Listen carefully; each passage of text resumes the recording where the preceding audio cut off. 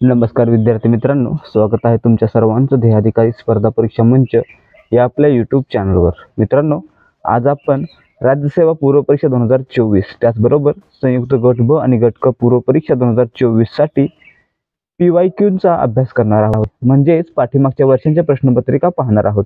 तर मित्रांनो, या व्हिडिओमध्ये आपल्याला या प्रश्नांचं संपूर्ण विश्लेषण पाहायला मिळेल, म्हणजे प्रश्न, त्यांचं उत्तर आणि प्रश्न कसा येऊ शकतो याबद्दल माहिती मिळेल।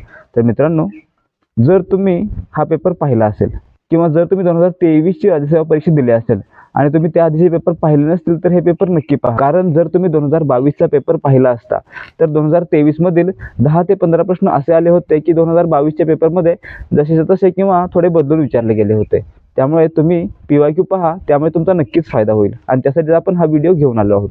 तर मित्रांनो, आज आपण प्रश्नपत्रिका क्रमांक 2 पाहणार आहोत, जो पेपर 21 ऑगस्ट 2022 रोजी झालेला होता। तर मित्रांनो, व्हिडिओला सुरुवात करण्याअगोदर सर्वांना सूचना आहे की जर तुम्ही या परीक्षेसाठी तयारी करताय तर हा व्हिडिओ पूर्ण पहा, त्याचबरोबर आपल्या मित्रांसोबत देखील शेअर करा आणि आवडल्यास लाईक करा। त्याचबरोबर याच प्रकारचे आणखी व्हिडिओ पाहून सराव करण्यासाठी ध्येयाधिकारी स्पर्धा परीक्षा मंच या आपल्या यूट्यूब चॅनलला सबस्क्राईब देखील करा। आता वेळ न घालवता सुरुवात करत आजच्या प्रश्नपत्रिकेला। या ठिकाणी पहा प्रश्न क्रमांक 1, खालील विधाने पहा। ए, सागर चक्रीवादळ मे 2019 मध्ये अरबी समुद्रात तयार झाले आणि बी, सागर चक्रीवादळाने दक्षिण कोकण किनाऱ्यावर मालमत्तेचे नुकसान केले। मित्रांनो, मुळात सागर चक्रीवादळ अरबी समुद्रात तयार झालं होतं का? नव्हतं झालं। मित्रांनो, हे सोमालियाच्या किनाऱ्यावर हिंदी महासागरामध्ये तयार झालं होतं, म्हणजे या ठिकाणी विधान अ चुकलेलं आहे। आणि मित्रांनो, त्यानं सोमालिया, सोक्रोता, येमन, जिबुती आणि इथिओपिया या भागामध्ये आपला परिणाम दाखवला। आणि मित्रांनो, याचा परिणाम आपल्या दक्षिण कोकण किनारपट्टीला झाला होता का? नाही, म्हणून या ठिकाणी बी देखील चुकलेला आहे, म्हणजे आपलं उत्तर काय असेल? पर्याय क्रमांक 4, दोन्ही विधाने बरोबर नाहीत। प्रश्न क्रमांक 2, महाराष्ट्रातील मानवी वसाहतीच्या दृष्टीने मध्याश्म युग आणि ताम्रपाषाण युगाच्या संदर्भासाठी टिंबटिंब येथे संशोधन करण्यात आले। मित्रांनो, महाराष्ट्रामध्ये भरपूर ठिकाणी संशोधन करण्यात आलेलं आहे आणि त्यापैकी पाटणे जळगाव, हातखंबा रत्नागिरी, इनामगाव पुणे या ठिकाणी मित्रांनो संशोधन झालं। त्यानुसार ताम्रपाषाण युग आणि मध्याश्म युग याच्या खुणा सापडलेल्या आहेत आणि त्यामुळे या ठिकाणी मित्रांनो वरील सर्व विधाने बरोबर आहेत, म्हणून आपलं उत्तर काय असेल? पर्याय क्रमांक 4, वरीलपैकी सर्व। प्रश्न क्रमांक 3, जोड्या लावा। देश आणि क्षेत्र आणि स्थलांतरित शेती। तर मित्रांनो, या ठिकाणी पहा, भारतामध्ये स्थलांतरित शेतीला काय म्हटलं जातं? झूम म्हटलं जातं। भारतामध्ये इतर नावं आहेत, ते आपण पुढे पाहूया। मध्य अमेरिकेमध्ये या शेतीला मिल्पा असं म्हटलं जातं, म्हणजे या ठिकाणी 3, ब्राझीलमध्ये या शेतीला रोका आणि इंडोनेशियामध्ये लडांग या नावाने ती ओळखली जाते। म्हणजे मित्रांनो, या ठिकाणी आपलं उत्तर कसं असेल? 4, 3, 2, 1, म्हणजे पर्याय क्रमांक 2 हे आपलं उत्तर असणार आहे। तर मित्रांनो, भारतामध्ये त्याला इतर नावं आहेत। स्थलांतरित शेती म्हणजे काय, आधी पाहूया। स्थलांतरित शेती म्हणजे मित्रांनो, काही ठिकाणी जंगल तोड करून त्या ठिकाणच्या जमिनीवरील गवत जाळून त्या ठिकाणी केलेली शेती। या ठिकाणी शेती काही वर्षांनी पुन्हा दुसऱ्या ठिकाणी नेली जाते, म्हणून याला स्थलांतरित शेती म्हटलं जातं। तर मित्रांनो, भारतामध्ये ईशान्य भारतामध्ये याला झूम म्हटलं जातं, म्हणून या ठिकाणी झूम आलेला आहे पर्यायामध्ये। तर मध्य प्रदेशामध्ये त्याला बेबर आणि दहिया असं म्हटलं जातं। छत्तीसगड आणि अंदमान निकोबार द्वीपसमूहामध्ये याला दीपा असं म्हटलं जातं। दक्षिणेकडील राज्य जसं की तमिळनाडू आणि तेलंगणा, आंध्र प्रदेश यांच्यामध्ये त्याला वालरे किंवा वॉर्टले असं म्हटलं जातं। आंध्र प्रदेशमध्ये स्थलांतरित शेतीला पोडू आणि केरळमध्ये कुमारी असं म्हटलं जातं। तर ओडिशामध्ये या स्थलांतरित शेतीला कोमान हे नाव आहे। तर मित्रांनो, आपण या ठिकाणी राज्यांमध्ये स्थलांतरित शेतीला काय म्हटलं जातं हे पाहिलं, तर देशांमध्ये काय म्हटलं जातं यावर प्रश्न आलेला आहे। आग्नेय आशियामध्ये म्हणजे इंडोनेशियाच्या भागामध्ये याला लदांग म्हटलं जातं। मध्य अमेरिकेमध्ये याला मिल्पा असं म्हटलं जातं। आफ्रिकेमध्ये याला चिटेमन किंवा टॅवी असं म्हटलं जातं। तर श्रीलंकेमध्ये याला चेना या नावाने ओळखलं जातं। तर ब्राझीलमध्ये मित्रांनो याला रोका असं म्हटलं जातं। प्रश्न क्रमांक 4, जोडा जुळवा। स्तंभ 1, स्तंभ 2। या ठिकाणी पहा, सेपिड सिद्धांत। मित्रांनो, सेपिड सिद्धांत आहे तो AC बॅनर्जी म्हणजे डॉक्टर बॅनर्जी यांनी 1942 मध्ये मांडला होता, म्हणजे ही जोडी आहे 1 A ला 2। तर मित्रांनो, हा जो आहे तो सिद्धांत होता ब्रह्मांडाच्या उत्पत्तीबद्दल, लक्षात ठेवा। बी, विद्युत चिंबकीय सिद्धांत। मित्रांनो, विद्युत चिंबकीय सिद्धांत आहे तो अल्फ्वेनने मांडलेला होता आणि तो देखील 1942 चा होता, म्हणून या ठिकाणी बी ला 3 असेल। तेजोमेघ सिद्धांत। मित्रांनो, तेजोमेघ सिद्धांत याला इंग्लिशमध्ये काय म्हटलंय? नेब्युलर थिअरी असं म्हटलं गेलेलं आहे. हा जो आहे तो फ्रेंच शास्त्रज्ञ लॅप्सस याने मांडलेला होता. म्हणजे या ठिकाणी 3 साठी 1 असेल. आणि मित्रांनो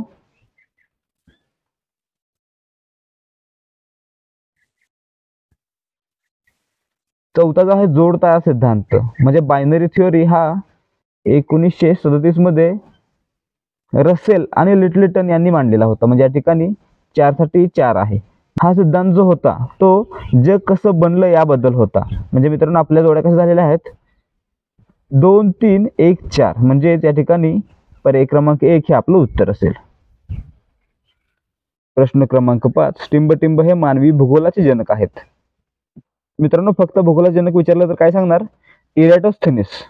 आणि मानवी भूगोलाचे विचारलं तर काय सांगणार विडाल डी ला ब्लाश. म्हणजे पर्याय क्रमांक 3 हे आपलं उत्तर असेल. विडाल डी ला ब्लाश किंवा विडेल डी ला ब्लाश. तर मित्रांनो त्याचबरोबर हेरोडोटस कोण होते? हेरोडोटसना आपण काय म्हणतो इतिहासाचे जनक म्हणतो, फादर ऑफ हिस्ट्री. प्रश्न क्रमांक 6 जोड्या लावा प्रवाहांचे प्रकार आणि स्पष्टीकरण. मित्रांनो या ठिकाणी पाण्याचे प्रवाह आणि त्यांचे प्रकार किंवा त्यांच्याबद्दल माहिती दिलेली आहे. यांच्या जोड्या लावायच्या आहेत. अनुवर्ती म्हणजे काय तर मूळ उताराने नियंत्रित प्रवाह. म्हणजे या ठिकाणी 1 ला 2 आलं. प्रत्यानुवर्ती म्हणजे काय तर खडकाच्या नदीच्या विरुद्ध दिशेने वाहने. म्हणजेच आता खडक आहे तर खडकाच्या विरुद्ध दिशेने वाहने म्हणून या ठिकाणी बी साठी 3 आलं. परावर्ती म्हणजे काय तर दृश्यांशामधून दरी तयार होऊन वाहने. या ठिकाणी 3 आलं. 3 साठी 1 आलं. आणि गुंफित प्रवाह या ठिकाणी मित्रांनो गुंफित प्रवाह होऊन आपल्याला आपलं उत्तर मिळू शकते. म्हणजेच प्रवाहाची आपापसात जोडलेली व्यूहरचना. या ठिकाणी 4 ला 4 असलेला एकच पर्याय आहे म्हणून आपलं उत्तर काय असेल या ठिकाणी पर्याय क्रमांक 2. या ठिकाणी आपल्याला पूर्ण वाचून घ्यायचं आहे त्यानंतर आपल्याला आपोआप उत्तर सापडेल. या ठिकाणी गुंफित प्रवाह म्हणजे काय असणार आहे गुंफलेला प्रवाह म्हणजे आपापसात जोडलेला व्यूहरचना म्हणजे आपापसात जोडलेली व्यूहरचना. म्हणजे या ठिकाणी गुंफित प्रवाहासाठी आपल्याला जमलं तर सगळंच जमेल. या ठिकाणी उत्तर येऊन जाईल. प्रश्न क्रमांक 7 खालील विधाने पहा.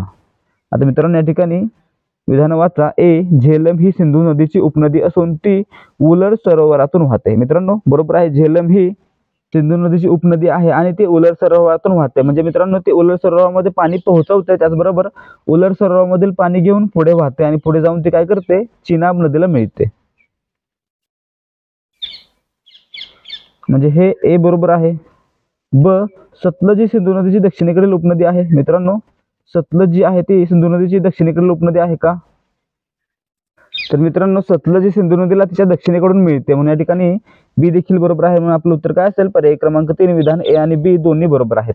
तर मित्रांनो या ठिकाणी सिंधूच्या उपनद्या आहेत त्यांना काही इतर नावं देखील आहेत. जसं की झेलम नदीला दुसरं नाव आहे वितस्ता नदी.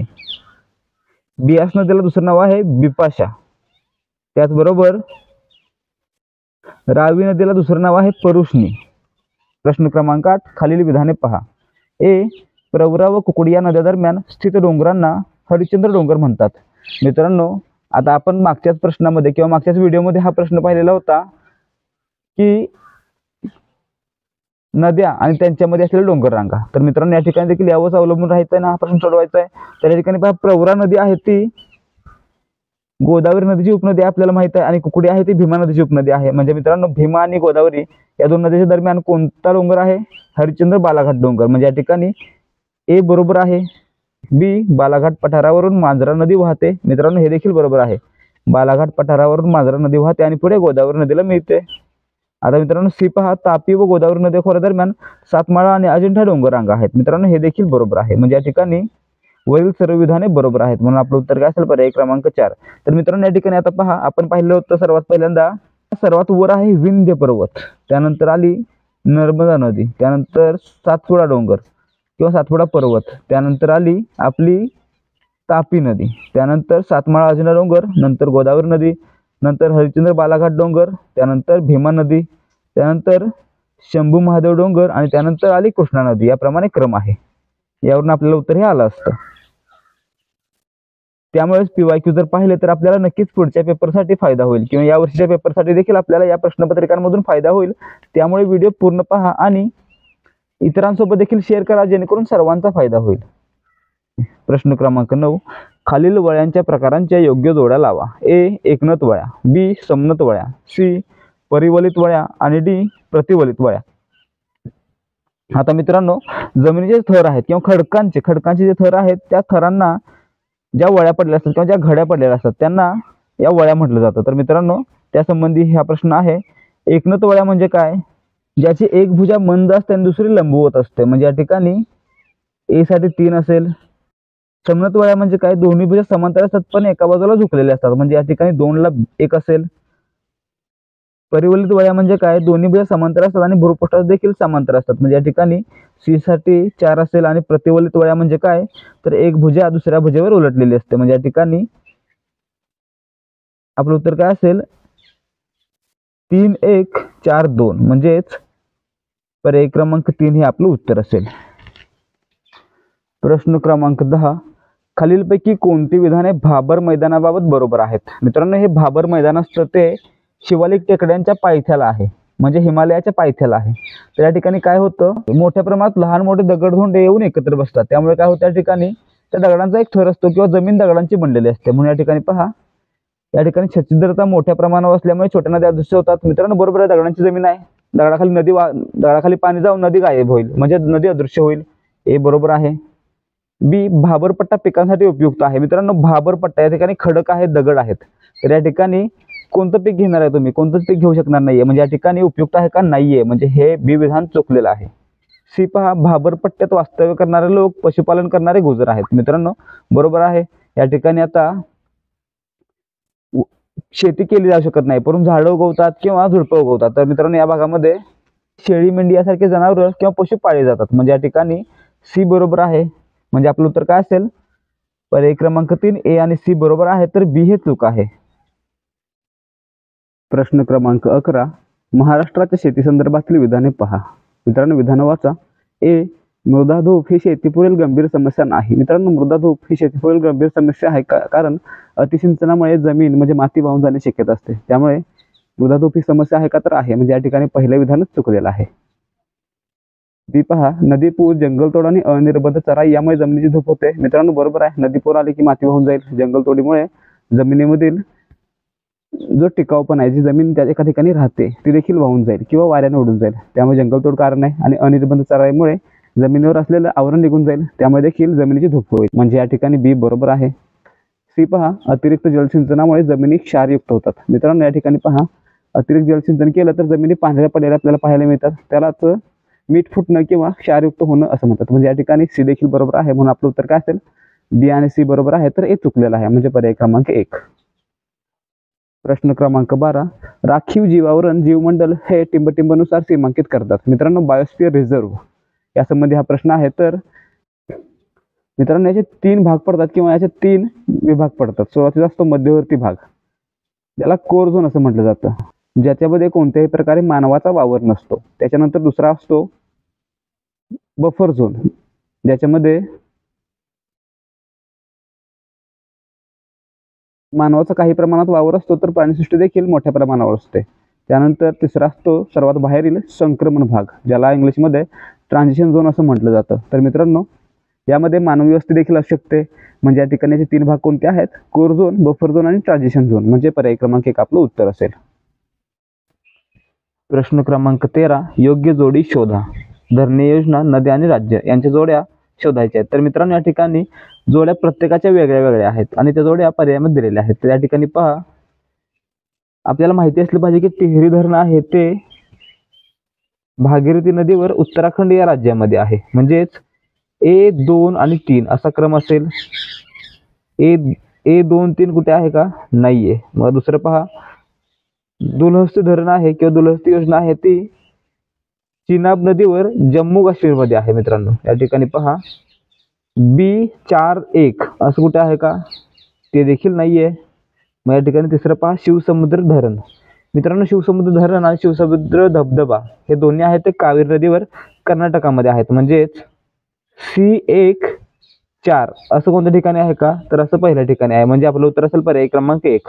तर मित्रांनो, डी पहा, राणा प्रताप सागर योजना ही चंबळ नदीवर राजस्थान या राज्यामध्ये आहे. म्हणजे या ठिकाणी डी 3 2 असं कुठे आहे का? डी 3 2 नाहीये. म्हणजे या ठिकाणी आपलं उत्तर काय असेल? पर्याय क्रमांक 1.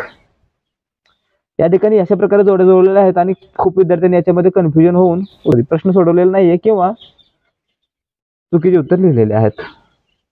प्रश्न क्रमांक 14, योग्य जोड्या लावा. मित्रांनो, या ठिकाणी पठार आणि त्यांचा प्रकार यांच्या जोड्या लावायच्या आहेत. घुमटाकर पठार कोणता आहे भारतामध्ये? तर ते आहे छोटा नागपूर पठार. ज्वालामुखी पठार आहे ते दख्खनचं पठार आपल्याला माहित आहे, ज्वालामुखी उद्रेकामुळे बनलेला आहे. सोपानाकार पठार कोणता आहे? सोपानाकार पठार आहे शिलाँगचं पठार. आणि गिरिपाद म्हणजे पर्वताच्या पायथ्याशी असलेलं पठार आहे विंध्य पठार. म्हणजे या ठिकाणी आपलं उत्तर कसं असेल? 3-1-4-2 3-1-4-2 असलेला पर्याय आहे पर्याय क्रमांक 3. तर मित्रांनो, या ठिकाणी आपल्याला फक्त सोपी गोष्ट माहित असते की फक्त ज्वालामुखी पठार माहित असतं, दख्खनचं पठार आहे, तरी आपल्याला उत्तर आलं असतं, कारण फक्त बी ला 1 असलेला पर्याय एकच आहे. म्हणून या ठिकाणी आपलं उत्तर 3 असेल. यावेळी जेव्हा आपण प्रश्न वाचतो तेव्हा नीट वाचायचा आणि शॉर्टमध्ये उत्तर सापडत असेल आपल्याला तर ते लिहून टाकायचं, कारण आपल्याला माहित असलेली एक गोष्ट आपल्याला बरोबर उत्तराकडे घेऊन जाऊ शकते. प्रश्न क्रमांक 15, खालील विधानांचे परीक्षण करा आणि योग्य पर्याय निवडा. आता मित्रांनो, विधान पहा.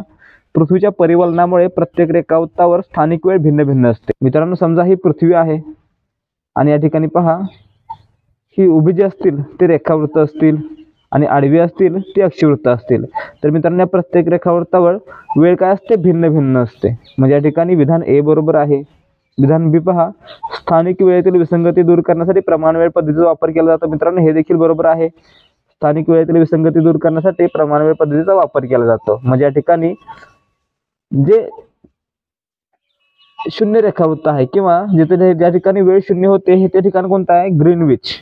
या ठिकाणी त्याला ग्रीनविच रेखावृत्त म्हटलं जातं. तर मित्रांनो, भारतातील 2 टोकामध्ये म्हणजे गुजरातमधील आणि अरुणाचल प्रदेशमधील जो वेळ आहे त्याच्यामध्ये 2 तासाचा फरक आहे. त्यामुळे भारतामध्ये देखील एक प्रमाण वेळ रेखावृत्त जातं, ज्यामुळे आपण संपूर्ण भारतासाठी एकच वेळ फिक्स केलेली आहे.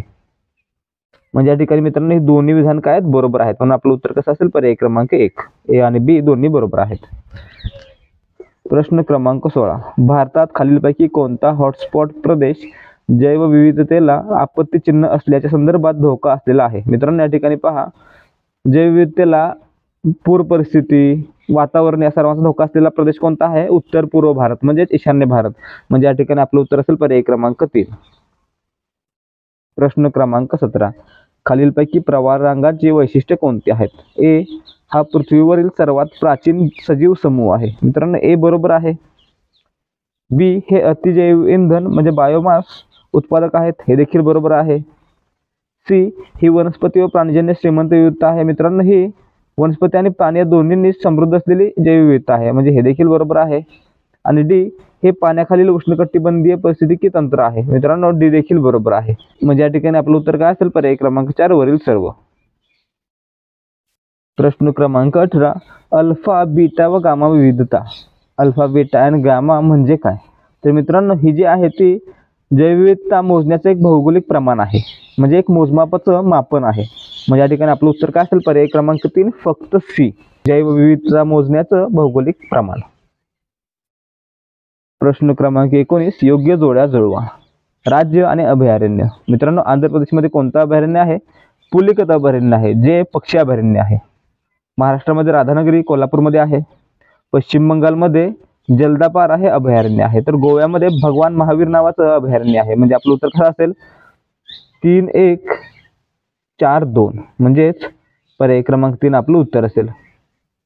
प्रश्न क्रमांक 20, रासायनिक पर्यावरणात खालीलपैकी कोणत्या घटकांचा समावेश होतो? मित्रांनो, रासायनिक पर्यावरणामध्ये तापमान, माती, जल, माती, वनस्पती, जल, मानवी क्रिया व जैव घटक या सर्वांचा समावेश होतो. पण या ठिकाणी पर्यायामध्ये त्या गोष्टी दिलेल्या नाही आहेत. म्हणजे या ठिकाणी पर्याय क्रमांक 4 यापैकी नाही हे आपलं उत्तर असेल. प्रश्न क्रमांक 21, भारतातील भाववाढीत पुरवठा बाजूच्या घटकांचे प्राबल्य असल्याने खालील दीर्घकालीन धोरण उपयुक्त ठरू शकते. आता मित्रांनो, या ठिकाणी भाववाढ होते, ठीक आहे. मग त्यावेळी जे पुरवठा करणार आहेत त्यांचा यामध्ये फायदा असेल किंवा प्राबल्य असेल. आणि अशा वेळी कोणतं धोरण उपयुक्त असेल? तर या ठिकाणी उत्पादन रचना बदलली पाहिजे, नियोजित आयात धोरण केलं पाहिजे, वाहतुकीवर भर दिला पाहिजे, हे देखील आयातीमध्ये येईल. आणि नाशवंत वस्तूसाठी साठवण सुविधा केली पाहिजे. म्हणजे या ठिकाणी मित्रांनो, साठवण सुविधा असेल तर वस्तू जास्त वेळ टिकतील आणि त्यांचा पुरवठा देखील वेळेवर करता येईल, त्यामुळे भाववाढ कमी करता येईल. म्हणजे या ठिकाणी वरील सर्व जे धोरणं आहेत ती वापरता म्हणजे वरील सर्व धोरणं वापरता येऊ शकतात. म्हणजे या ठिकाणी पर्याय क्रमांक 4 वरील सर्व हे आपलं उत्तर असेल. प्रश्न क्रमांक 22, जीवनाचा भौतिक गुणवत्ता निर्देशांक PQLI म्हणजेच physical quality of life index मोजताना कोणता घटक विचारात घेतला जात नाही? मित्रांनो, PQLI मोजताना साक्षरता म्हणजेच लिटरसी रेट अधिक बालमृत्यू म्हणजेच इंडेक्स्ड इन्फंट मॉर्टॅलिटी रेट अधिक अपेक्षित आयुर्मान म्हणजेच इंडेक्स्ड लाईफ एक्सपेक्टन्सी यांचा समावेश होतो किंवा यांचा वापर केला जातो. तर मित्रांनो, या ठिकाणी या ठिकाणी PQLI मोजताना दरडोई उत्पन्नाचा वापर केला जात नाही. म्हणजे या ठिकाणी पर्याय क्रमांक 2 दरडोई उत्पन्न हे आपलं उत्तर असेल. प्रश्न क्रमांक 23 एकूण दारिद्र्य दरीविषयी TPG विषयी खालीलपैकी कोणते विधान योग्य आहे? मित्रांनो, TPG म्हणजे काय? टोटल पॉवर्टी गॅप म्हणजेच एकूण दारिद्र्य दरी. तर मित्रांनो, TPGचं कार्य काय आहे किंवा TPG कशासाठी वापरला जातो? तर दारिद्र्यरेषेखालील प्रत्येकाला त्या रेषेच्या वर आणण्यासाठी आवश्यक असलेल्या एकूण उत्पन्नाचे मापन करण्यासाठी TPGचा वापर केला जातो. म्हणजे या ठिकाणी पर्याय क्रमांक 1 फक्त 1 हे आपलं उत्तर असणार आहे. प्रश्न क्रमांक 24 दारिद्र्यात घट आणि उपजीविका प्रोत्साहन यासाठी भारत सरकार बरोबर संयुक्त राष्ट्र विकास कार्यक्रमाने खालीलपैकी कोणत्या कार्यक्रमांना पाठबळ दिले आहे? मित्रांनो, सर्वांसाठी माफक दरात ग्रामीण गृहनिर्माण, बहुराज्य आरोग्य सेवा व्यवस्था क्षमता सुधारणा 2013-17, प्रशासन व गुणित उपजीविका पाठबळ म्हणजे गोल्स आणि आदिवासी विभाग राष्ट्रीय क्षमता बळकटीकरण जो कार्यक्रम 2013 ते 17 या कालावधीत राबवला गेला होता. या सर्वांचा वापर किंवा या सर्व कार्यक्रमांना संयुक्त राष्ट्रांनी विकासासाठी आणि दारिद्र्यामध्ये घट करण्यासाठी तसेच उपजीविका प्रोत्साहनासाठी पाठबळ दिलं होतं किंवा पाठिंबा दिला होता. म्हणजे या ठिकाणी आपलं उत्तर काय असणार आहे? पर्याय क्रमांक 4 ABCD म्हणजेच सर्व बरोबर आहेत. प्रश्न क्रमांक 25 महाराष्ट्र शासनाने टिंबटिंब या वर्षापासून लिंगभाव आधारित अर्थसंकल्प पद्धत स्वीकारली.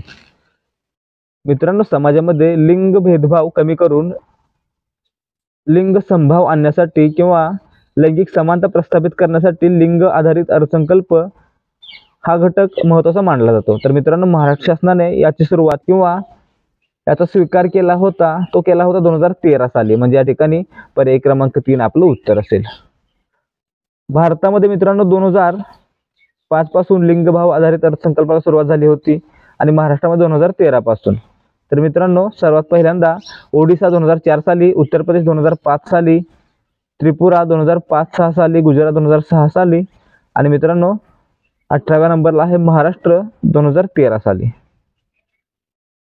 प्रश्न क्रमांक 26 2011 मध्ये खालीलपैकी कोणत्या राज्यात बाललिंग गुणोत्तर सर्वात कमी होते? आता मित्रांनो, 2011 मध्ये भारतातील हरियाणा या राज्यामध्ये सर्वात कमी बाललिंग गुणोत्तर होते. तर मित्रांनो, या ठिकाणी पर्यायामध्ये काही राज्य दिलेले आहेत त्यांच्याविषयी सांगायचं आहे. तर मित्रांनो, या सर्व राज्यामध्ये म्हणजेच या दिलेल्या 4 राज्यांमध्ये कर्नाटकचे होते 948,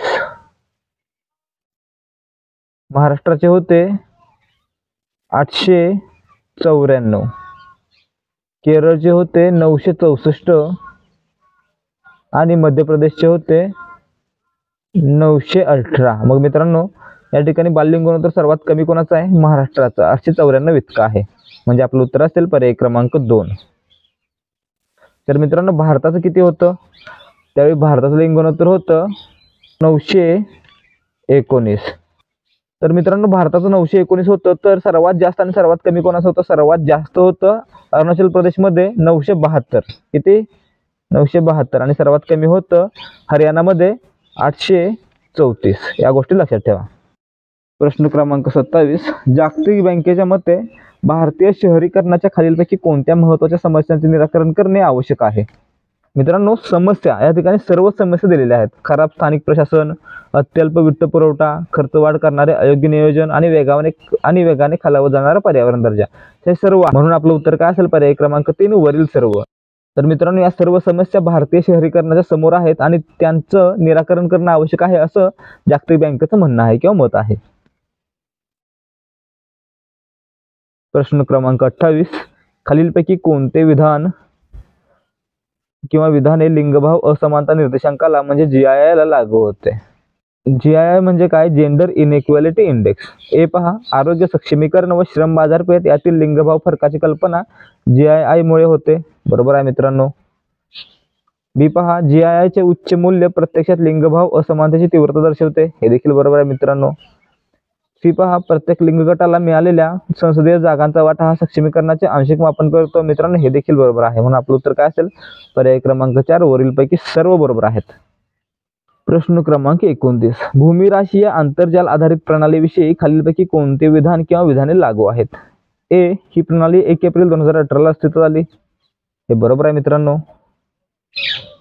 बी, रस्ते वाहतूक व महामार्ग मंत्रालयाने ही प्रणाली सुरू केली आहे. मित्रांनो बरोबर आहे, हे देखील बरोबर आहे. ही प्रणाली आहे ती रस्ते वाहतूक व महामार्ग मंत्रालयाने सुरू केली आहे. सी, भूसंपादनाची पूर्ण प्रक्रिया संपूर्णपणे अंकीय व यांत्रिकीकृत व्हावी म्हणून ही प्रक्रिया सुरू करण्यात आली आहे. मित्रांनो हे देखील बरोबर आहे, म्हणजे या ठिकाणी आपलं उत्तर काय असेल, पर्याय क्रमांक 4 वरील सर्व विधाने लागू आहेत किंवा बरोबर आहेत. प्रश्न क्रमांक 30, Rio+20 संयुक्त राष्ट्र निरंतर विकास परिषदेविषयी खालीलपैकी कोणती विधाने योग्य आहेत. मित्रांनो योग्य विधाने सांगायची आहेत. Rio+20 म्हणजेच United nations conference on sustainable development. तर मित्रांनो या ठिकाणी पहा जून 2014 मध्ये ही परिषद ब्राझीलमध्ये पार पडली.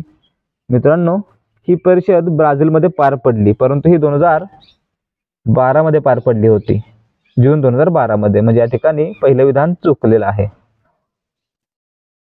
बी पहा किंवा 2 पहा, या परिषदेत जगासमोर सहस्त्र विकास ध्येय मांडण्यात आली. मित्रांनो या परिषदेमध्ये शाश्वत विकास ध्येय मांडण्यात आली होती, सहस्त्र विकास ध्येय नाही, म्हणजे या ठिकाणी हे देखील चुकलेलं आहे. 3, हरित अर्थव्यवस्था धोरणाविषयीची मार्गदर्शक तत्त्वे या परिषदेत स्वीकारण्यात आली. मित्रांनो हे विधान बरोबर आहे. हरित अर्थव्यवस्था धोरणाविषयी मार्गदर्शक तत्त्वे या परिषदेत स्वीकारण्यात आली आणि या परिषदेत संयुक्त राष्ट्र पर्यावरण कार्यक्रमाचे सर्व अधिकार काढून घेण्यात आले. मित्रांनो हे चुकलेलं आहे, अधिकार देण्यात आले होते, म्हणजे या ठिकाणी आपलं उत्तर काय असेल, पर्याय क्रमांक 3 हे विधान योग्य आहे, बाकी इतर 3 विधानं चुकलेले आहेत. मित्रांनो ही परिषद होती ती 13 ते 22 जून 2012 रोजी पार पडली होती. त्याच्या अगोदर 1992 ला आणि त्यानंतर 2002 ला ही परिषद पार पडली होती. प्रश्न क्रमांक 31, नीती आयोगाच्या चिरंतन विकास उद्दिष्ट निर्देशांक अहवालाप्रमाणे 2020 ते 21 भारताची उद्दिष्टनीय कामगिरी असे दर्शवते की. ए, भारताचा निर्देशांक 2020-21 मध्ये 66 पर्यंत सुधारला आहे, तो 2019-20 मध्ये 60 तर 2018-19 मध्ये 57 होता. मित्रांनो बरोबर आहे, 18-19 मध्ये 57 होता, नंतर 60 झाला, नंतर 2020-21 मध्ये 66 झाला होता, म्हणजे ए बरोबर आहे. बी पहा, 2020 ते 21 मध्ये कोरोना संकट असताना ही भारताची कामगिरी 15 पैकी 8 उद्दिष्टांबाबत उत्तम राहिली आहे. मित्रांनो हे देखील बरोबर आहे, म्हणजे या ठिकाणी आपलं उत्तर काय असेल, वरील दोन्ही पर्याय योग्य आहेत, म्हणजे पर्याय क्रमांक 3 आपलं उत्तर असेल. प्रश्न क्रमांक 32, सहस्त्र विकास उद्दिष्टे MDGs म्हणजेच मित्रांनो मिलेनियम डेव्हलपमेंट गोल्स साधण्याविषयी भारताच्या संदर्भात खालीलपैकी कोणती विधाने योग्य आहेत. मित्रांनो योग्य विधाने ओळखायची आहेत. ए, भारताने अतिशय संपद्धतीने दारिद्र्यातील घट साध्य केलेली आहे. मित्रांनो भारताला दारिद्र्यातील घट साध्य करणं शक्य झालेलं नाहीये, अजूनही भारतासमोर ते एक आव्हान आहे, म्हणून या ठिकाणी विधान ए चुकलेलं आहे. विधान बी पहा, 2015च्या अंतिम रेषेनंतर भूकबळी रोखण्याचे उद्दिष्ट भारताने योजने भरहुकूम साध्य करण्याचा प्रयत्न केला आहे. मित्रांनो बी बरोबर आहे, भारताचा प्रयत्न सुरू आहे. आणि सी, महिला सक्षमीकरण हे अजूनही महत्त्वाचे आव्हान आहे. मित्रांनो हे देखील भारतासमोरील एक आव्हान आहे, म्हणून या ठिकाणी सी देखील बरोबर आहे, म्हणजे आपलं उत्तर काय असेल, फक्त बी आणि सी योग्य आहेत, म्हणजे पर्याय क्रमांक 1.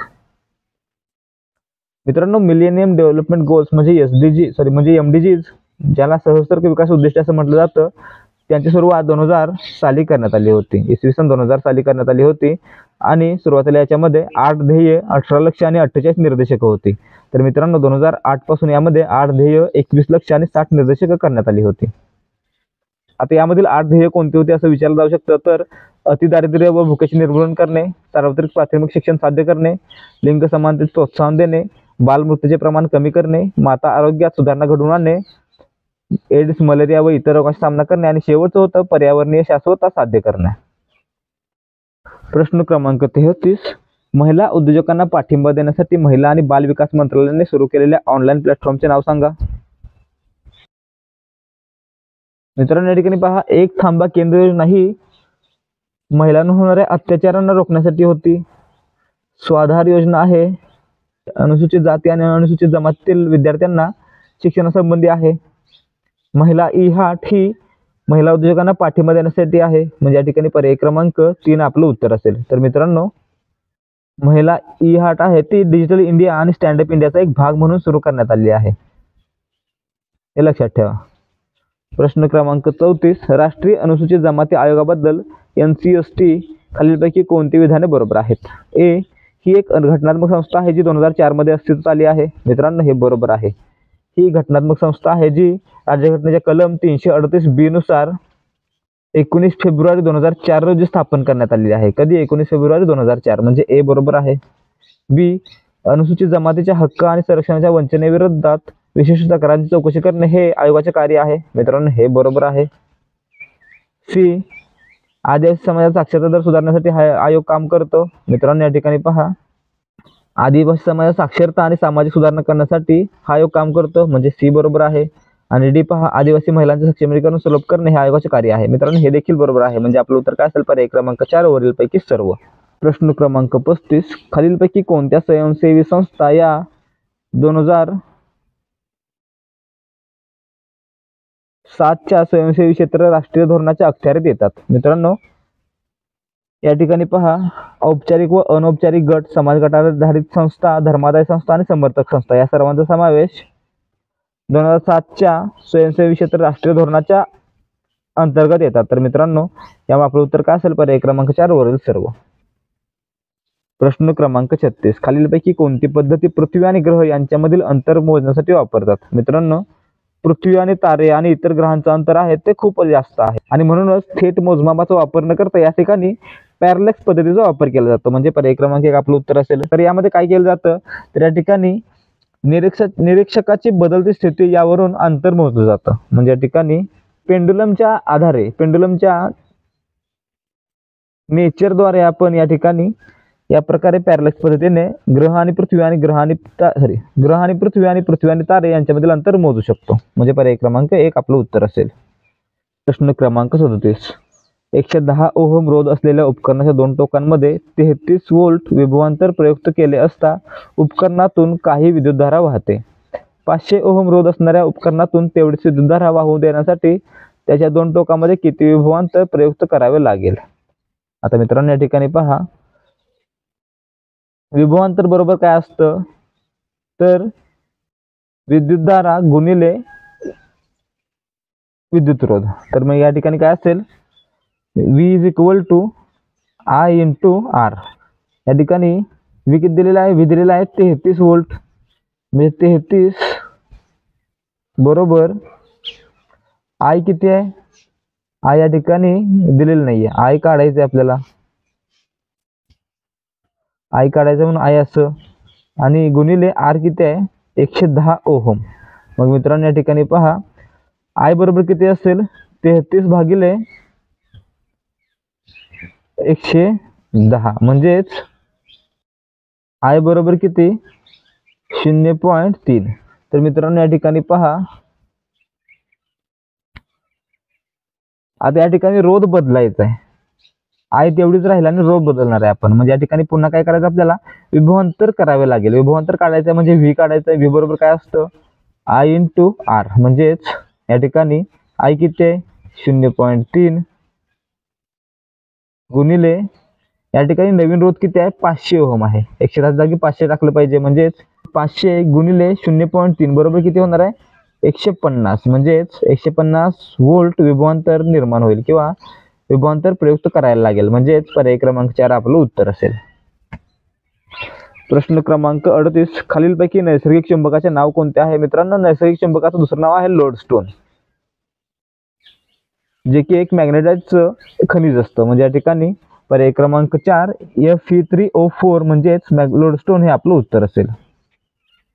प्रश्न क्रमांक 39, सोनार साऊंड नॅव्हिगेशन श्रेणी तंत्र टिंबटिंब यासाठी वापरले जाते. मित्रांनो, सोनार म्हणजे काय? साऊंड नॅव्हिगेशन अँड रेंजिंग किंवा सॉनिक नॅव्हिगेशन अँड रेंजिंग.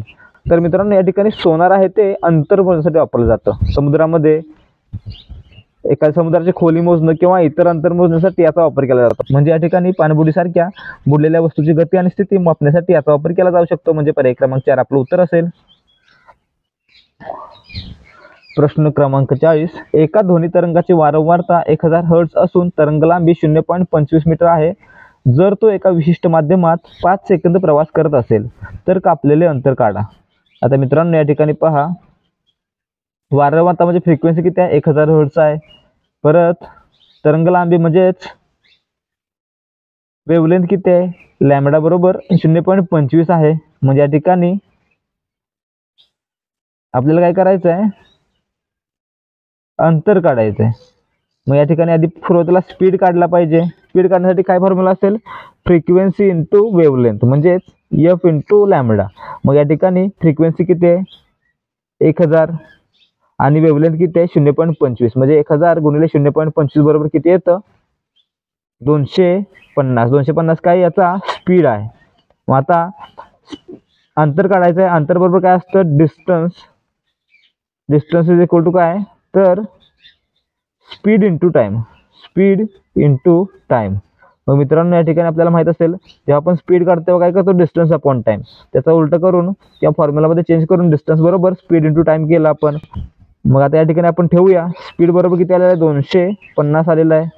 गुणिले काय, टाइम आहे. टाइम किती आहे, 5 सेकंद आहे. म्हणजे या ठिकाणी 250 गुणिले 5 बरोबर किती येतं, 1250 मीटर अंतर तो ध्वनी तरंग पार करेल. म्हणजे आपलं उत्तर काय असेल, पर्याय क्रमांक 2. प्रश्न क्रमांक 41. 2 समतल आरशामध्ये एक मांजर बसली आहे.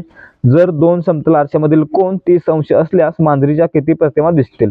आता मित्रांनो जर तुम्ही पहिल्या PYQ पाहिली असता, 2022च्या PYQ पाहिली असता, तर 2023ला हा प्रश्न असा रिपीट झालेला आहे. फक्त अँगल 30च्या ऐवजी 36 डिग्री होता. या ठिकाणी 30 डिग्री आहे. आणि फॉर्म्युला कोणता वापरायचा होता, एन म्हणजे नंबर ऑफ इमेजेस किंवा नंबर ऑफ प्रतिमा बरोबर 360 भागिले थीटा वजा 1 हा फॉर्म्युला वापरायचा आहे. मग या ठिकाणी पहा, 360 भागिले थीटा किती आहे, म्हणजे अँगल किती आला, या ठिकाणी 30 आलेला आहे. आणि 36 भागिले 3 बरोबर किती येणार आहे, 12.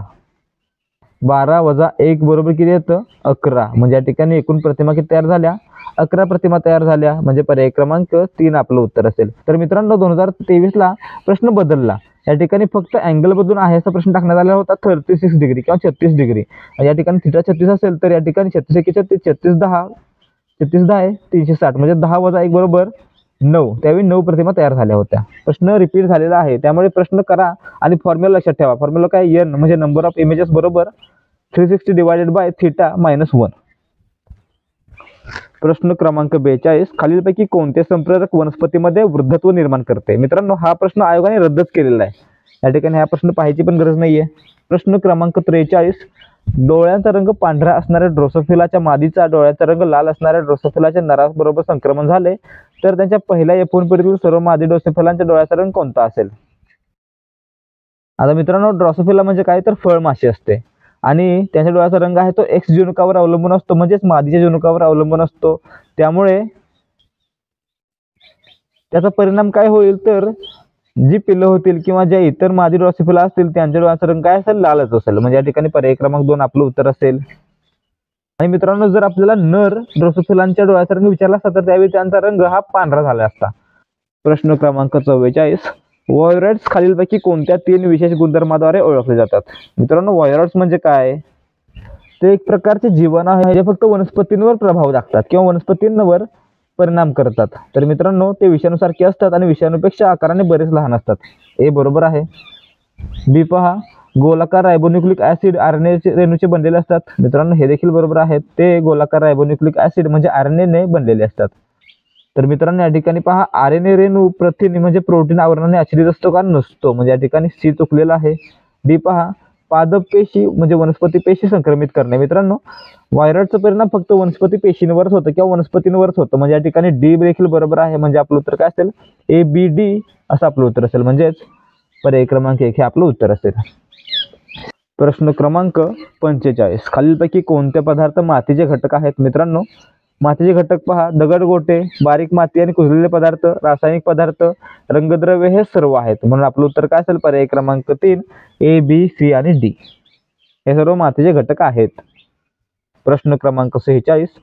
प्राणी वर्गीकरणासाठी खालीलपैकी कोणती पायरी वापरली जाते. मित्रांनो प्राणी वर्गीकरण केले जातं तेव्हा सर्वात पहिल्यांदा सर्वात वर असतं किंगडम म्हणजेच सृष्टी. त्यानंतर असते फायलम ज्याला आपण काय म्हणतो, संघ. त्यानंतर काय असतो, त्यानंतर येतो क्लास म्हणजेच वर्ग, त्यानंतर ऑर्डर, त्यानंतर कुळ म्हणजेच फॅमिली, त्यानंतर जात म्हणजे जीनस आणि त्याच्यावर शेवटी स्पीसीज म्हणजेच प्रजाती. म्हणजे या ठिकाणी आपलं उत्तर काय असेल? पर्याय क्रमांक 4 सृष्टी, संघ, वर्ग, ऑर्डर, कुळ, जात, प्रजाती या प्रकारे प्राणी वर्गीकरण केलं जाईल. प्रश्न क्रमांक 47 परिसंस्था ही निसर्गाचा स्वयंनियामक व स्वयंशाश्वत संरचनात्मक व कार्यात्मक संच आहे, जेथे जैविक व अजैविक घटक एकमेकांमध्ये गुंतलेले असतात, ज्यामध्ये खालील क्रिया घडतात. मित्रांनो, जैविक आणि अजैविक घटक आहेत म्हणजे उत्पादकता, कुजणे, पोषण चक्र आणि ऊर्जा प्रवाह हे सर्व घटक असतील किंवा ह्या सर्व क्रिया त्यांच्यामध्ये घडत असतील. काही घटक उत्पादन करत असतील, काही ते घटक खात असतील, तर काही घटक कुजत असतील, तर त्याचबरोबर पोषण चक्र काहीने उत्पादन केलंय तर काही त्याच्यावर अवलंबून आहेत. म्हणजे या ठिकाणी पोषण चक्र आणि ऊर्जा प्रवाह चालू आहे. म्हणजे या ठिकाणी वरील सर्व हे आपलं उत्तर असेल. म्हणजे पर्याय क्रमांक 3 ए, बी, सी आणि डी ही विधानं बरोबर आहेत. प्रश्न क्रमांक 48 पिट्युटरी ग्रंथी या अंतःस्रावी ग्रंथी असून मेंदूमधील हायपोथॅलॅमस मध्ये असते, ती अनेक संप्रेरके सवते. ए, तिला मास्टर अंतःस्रावी ग्रंथी म्हणतात. मित्रांनो, हे बरोबर आहे, ए बरोबर आहे. बी, तिच्या पुढील भागाला न्यूरोहायपोफायसिस तर मागील भागाला ॲडिनोहायपोफायसिस म्हणतात. मित्रांनो, पिट्युटरी ग्लॅंडच्या किंवा पिट्युटरी ग्रंथीच्या पुढील भागाला ॲडिनोहायपोफायसिस म्हटलं जातं, तर मागील भागाला न्यूरोहायपोफायसिस असं म्हटलं जातं. म्हणजे बी हे विधान चुकलेलं आहे. सी पहा, पिट्युटरीच्या मागील भागातून ऑक्सिटोसिन आणि व्हेसोप्रोसिन ही संप्रेरके सवतात. मित्रांनो, सी बरोबर आहे. आणि डी, एसटीएच, टीएसएच, एसीटीएच ही संप्रेरके ॲडिनोहायपोफायसिस मधून स्रवतात. मित्रांनो, ही सर्व संप्रेरक पिट्युटरी ग्लॅंडच्या पुढील भागामधून स्रवतात. म्हणजे डी देखील बरोबर आहे, परंतु आयोगाने याचं उत्तर फक्त ए आणि सी दिलेलं आहे. परंतु जशी माहिती आपल्याला आहे त्यानुसार आपलं उत्तर असायला पाहिजे पर्याय क्रमांक 1 ए, सी आणि डी, कारण ही सर्व विधाने म्हणजे ए, सी आणि डी ही विधाने बरोबर आहेत आणि बी विधान फक्त चुकलेलं आहे. आयोगाचं म्हणणं आहे की विधान डी देखील चुकलेलं आहे, परंतु विधान डी बरोबर आहे. प्रश्न क्रमांक 49 झाडांच्या श्वासोच्छवासाच्या क्रेबच्या चक्रादरम्यान खालीलपैकी कोणत्या प्रक्रियेद्वारे फ्युमॅरिक ऍसिडचे रूपांतर मॅलिक ऍसिड मध्ये होते? मित्रांनो, आता ही क्रेब सायकल आहे किंवा क्रेबचं चक्र आहे. तर मित्रांनो, या चक्रामध्ये काय होतं तर सायट्रेटचे रूपांतर सायक्लिक ऍसिड मध्ये होते. तर मित्रांनो, यामध्ये जेव्हा सक्सिनेट मधून डिहायड्रोजनेशन होतं तेव्हा त्याचं फ्युमॅरिक ऍसिड तयार होतं आणि जेव्हा फ्युमॅरिक ऍसिड मध्ये पाणी घातलं जातं म्हणजेच ज्याचं हायड्रेशन होतं तेव्हा त्याद्वारे मॅलिक ऍसिड तयार होतं किंवा मॅलेट तयार होतं. म्हणजे या ठिकाणी आपलं उत्तर असायला पाहिजे पर्याय क्रमांक 4 हायड्रेशन म्हणजे पाणी ऍड करणे. तर मित्रांनो, या ठिकाणी आयोगाने याचं उत्तर देखील चुकीचं दिलेलं आहे असं माझं म्हणणं आहे. तर या ठिकाणी आयोगाने दिलेलं आहे पर्याय क्रमांक 2 डिहायड्रोजनेशन. परंतु डिहायड्रोजनेशन प्रक्रिया आहे ती सक्सिनेटवर होते किंवा सक्सिनिक ऍसिडवर होते, ज्याचं रूपांतर फ्युमरिक ऍसिड मध्ये होते. प्रश्न क्रमांक 50 हिऱ्यामध्ये कार्बनचा एक अणू हा कार्बनच्या इतर अणूंनी टिंबटिंब रचनेत घेरलेला असतो. मित्रांनो, हिऱ्याची रचना कशी आहे बाळांनो? हिऱ्याची रचना पहा, या ठिकाणी हा एक कार्बन असेल, याला या प्रकारे इतर कार्बननी घेरलेलं असेल. तर मित्रांनो, ही जी रचना आहे त्याला काय म्हटलं जातं तर टेट्राहेड्रल म्हटलं जातं म्हणजेच चतुपृष्ठीय म्हटलं जातं. म्हणून आपलं उत्तर काय असेल पर्याय क्रमांक 2 चतुपृष्ठीय. विद्यार्थी मित्रांनो, आजसाठी फक्त एवढंच. आज आपण पाहिला 2022चा राज्यसेवेचा पेपर. तर मित्रांनो, याच प्रकारे आपण 2020, 2021 आणि त्या अगोदरचे राज्यसेवा त्याचबरोबर गट ब आणि गट क चे सर्व पेपर पाहणार आहोत. त्यामुळे जर तुम्ही या सिरीजच्या माध्यमातून येणाऱ्या राज्यसेवा आणि गट ब आणि गट क संयुक्त पूर्व परीक्षेसाठी तयारी करत आहात तर तुम्ही हा व्हिडिओ आणि इतर व्हिडिओ पूर्ण पहा आणि आपल्या मित्रांसोबत देखील शेअर करा. त्याचबरोबर याच प्रकारे व्हिडिओ पाहून सराव करण्यासाठी आणि मागील वर्षाच्या प्रश्नपत्रिकांचा संपूर्ण विश्लेषणासह अभ्यास करण्यासाठी देहाधिकारी स्पर्धा परीक्षा मंच या आपल्या हक्काच्या YouTube चॅनलला सबस्क्राईब देखील करा. त्याचबरोबर चॅनलवर जे काही व्हिडिओ अपलोड केले जातात आणि जी माहिती पुरवली जाते ती तुमच्यापर्यंत वेळेवर पोहोचावी यासाठी बेल आयकॉनवर क्लिक करा आणि ऑलवर सेट करा. त्याचबरोबर इतर माहितीसाठी टेलिग्राम चॅनल देखील जॉईन करू शकता. भेटूया आता पुढच्या प्रश्नपत्रिकेसोबत. जय हिंद, जय महाराष्ट्र.